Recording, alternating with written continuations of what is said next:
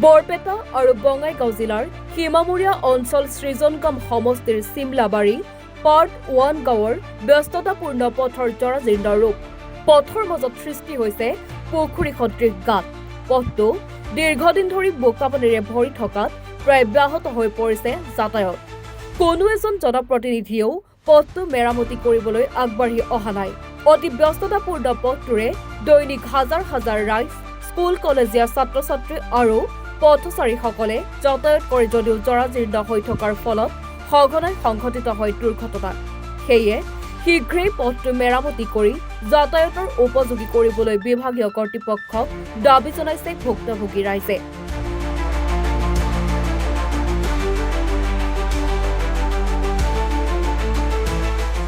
ৰাস্তাটোৰ অৱস্থা বিৰাট বেয়া।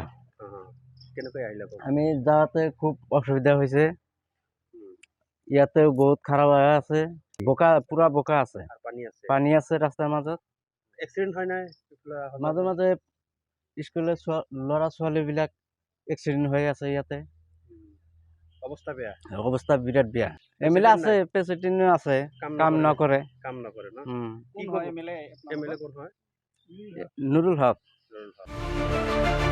কলকাছিয়াৰ পৰা সৰ্বেশ আলীৰ ৰিপৰ্ট, এনি ভাৰত 24।